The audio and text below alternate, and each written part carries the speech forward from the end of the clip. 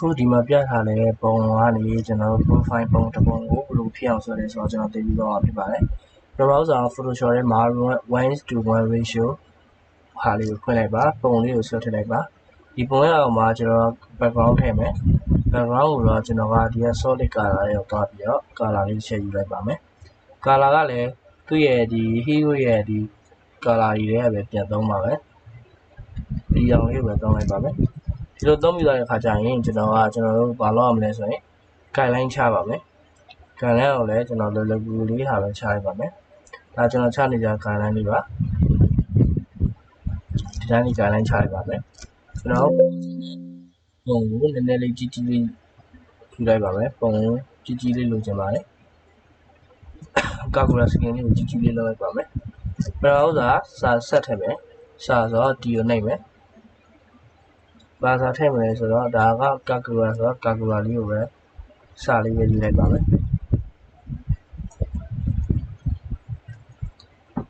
K A G U R A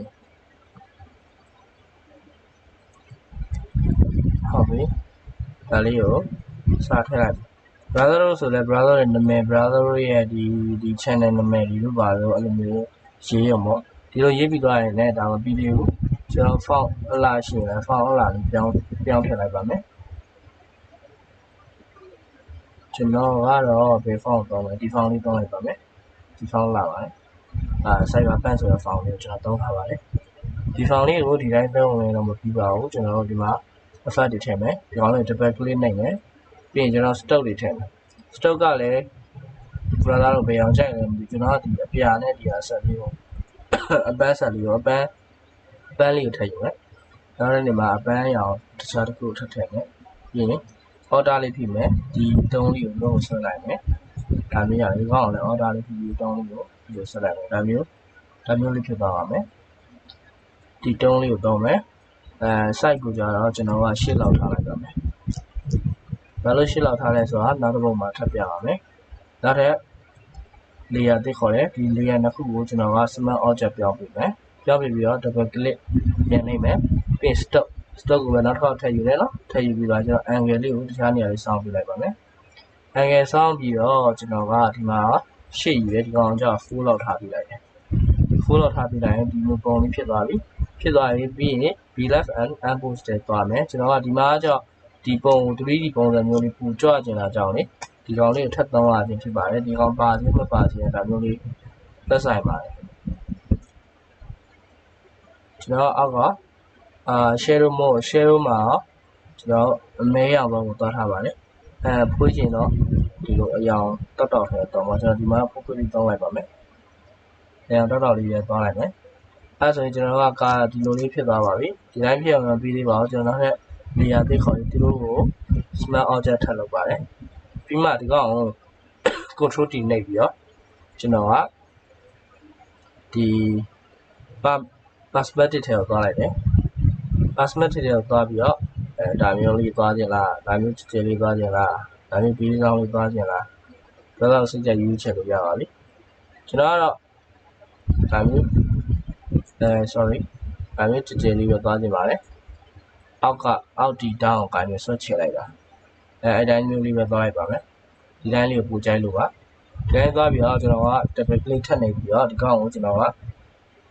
floor shadow လေးနဲ့ color လေးကိုအောက်ကနေခံလိုက်ပါပြီပို့ပြီးတော့ 3D နဲ့တူသွားအောင်နည်းနည်းလေးမဲပြလိုက်ပါတယ်ဒါဆိုရင်တော့ 3D ပုံစံမျိုးလေးဖြစ်သွားပြီစာလေးကလှပါပြီဖြစ်ပါတယ်ရပြီစာကိုခဏဖြောက်လိုက်မယ်ကျွန်တော် hero ပုံထပ်သွားမယ် hero ပုံကို mask အောင်မယ် mask အောင်ပြီးတော့ E ကိုနှိပ်မယ်ဒီအဖြူပေါ်လေးကို click ထောက်ပြီးတော့ E ကိုနှိပ်ပါမယ် E ကိုနှိပ်ပြီးတော့ဒီ order ကိုဖြစ်ပြီးမောက်ကိုရှီတိုးနောက်ဆုံးကကျွန်တော် hardness ညှိရဖြစ်ပြီးတော့ဘေးပေရကြောင့်အကြည့်သေးပါကျွန်တော်က hardness ကို short ပြီးတော့နည်းနည်းကြီးလေးယူလိုက်ပါတယ်ဒါမျိုးလေးဖြစ်သွားပါပြီကျွန်တော်စာလေးနဲ့တင်ပြီးပါတော်တော်လေးလာနေပါပြီပုံလည်းကျွန်တော်ကဒီတိုင်း click ဆိုင်လို့ဖြစ်ချင်အောင်ဒီပုံကိုလည်းကျွန်တော်က effect လေးထည့်ချင်ပြီးတော့ effect ထဲဝင်ပြီးတော့ကျွန်တော်က hue and saturation နဲ့ဝင်တယ် hue and saturation နဲ့ဝင်ပြီးတော့ order ပြီးတယ်နှစ်ခုကြောင့် click ပြီးမှလုပ်တယ် saturation နဲ့တင်ကြည့်မယ်လင်းလာတယ်တော်တော်လေးလာတယ်ကြိုက်တယ်ပြီးရင်နောက်တစ်ခုက ဒီဟာလေးထပ်တော့မယ်ဒီဟာလေးကိုလည်းအောက်ကိုနည်းလေးဟုတ်ပြီဒီက situation နဲ့နည်းနည်းလေးထည့်ကြည့်ပါမယ်ဒါဆိုတော့ပုံလေးတော်တော်လေးကိုအသက်ဝင်လာဖြစ်ပါတယ်ဒါအရင်များရင်လည်းမလာဘူးခွေးဖြစ်သွားပါရပြီဒါဆိုကျွန်တော်လာရနော်ဒီလောက်နဲ့ပြီးလားဆိုတော့ဗျာကျွန်တော်ကြည့်ကြည့်လိုက်အောင်ပုံကလာတော့လာနေပြီ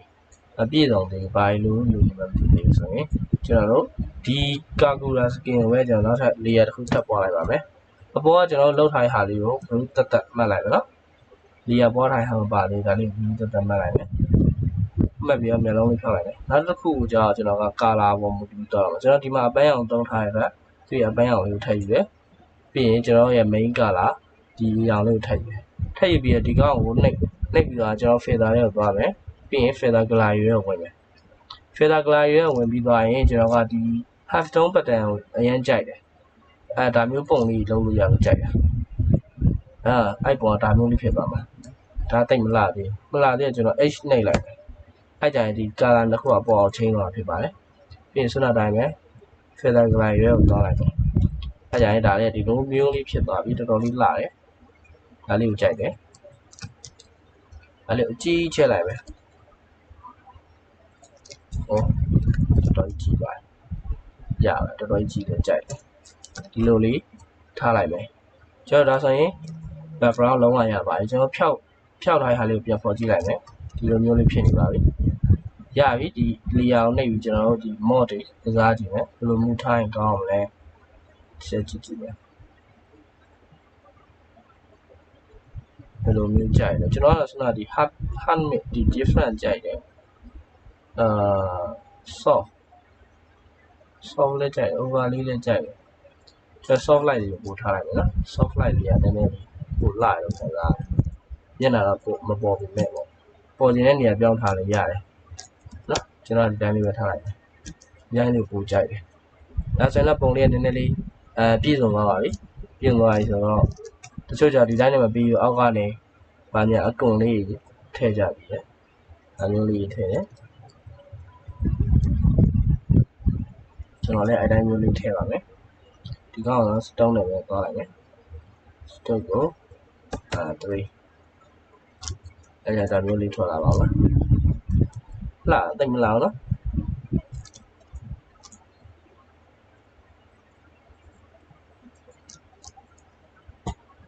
မလာဘူးတိတ်မလာဒီကောင်တိတ်မလာဒီပြလိုက်ကျွန်တော် noise effect လေးနည်းနည်းထည့်ကြည့်မယ် over လေးအနေနဲ့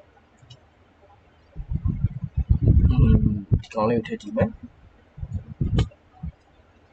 ပေါ်တော့ထားလိုက်မယ် brother တို့မြင်ရအောင်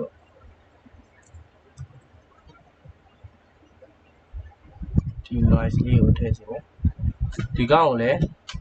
ချက်ကြည့်ကြည့်အောင် okay နည်းနည်းလေးတော်တော်လေးအဆင်ပြေသွားပြီဒါဆိုတော့အဲ့ဒီ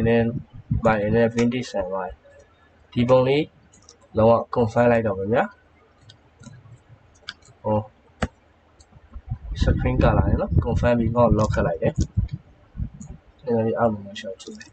ဒါဆိုတော့ပုံလေးတော်တော်လေးပြည့်စုံသွားပြီဖြစ်ပါတယ်ဒီတိုင်းနဲ့ပြီးလားဆိုတော့မပြီးသေးဘူးဗျာကျွန်တော်တို့ control shift order e လေးကိုနှိပ်လိုက်မယ်ကျွန်တော်တို့ layer လေးအသစ်ပေါ်လာပါပြီအဲ့ layer လေးကိုမှကျွန်တော်က control shift a နဲ့ line ထဲမှာထပ်ပြင်ပါမယ်ဒါကဘာလို့ line ထပ်ကန်ရလဲဆိုတော့ကျွန်တော်ပြပြပါမယ်တော့အရင်ကွာချကြ line ထပ်ကန်လိုက်ပြီဆိုရင်အဲ့ဒီပေါ်တော်တော်လေးကိုလှပါလားတော်တော်လှပါလားဒီမှာက okay ဒီမှာကကျွန်တော်က exposure လေးနည်းနည်းတင်မယ်အဓိကတော့ line သုံးနေတာကျွန်တော် texture တင်ခြင်းလို့ရှင်းတယ် texture တင်လိုက်ရင်ပို့ပြီးတော့ကြည့်ရ raw ဖြစ်ပြီးတော့ကြည့်ရနည်းနည်း sharp ဖြစ်တယ်ဗျာအဲ့ပြီးရင် vibrant တင်မယ်shadow ကနည်းနည်းလေးလျှော့မယ် okay contrast နည်းနည်းလေးတင်မယ်ဒီလောက်ဆိုရင်အဆင်ပြေပါပြီ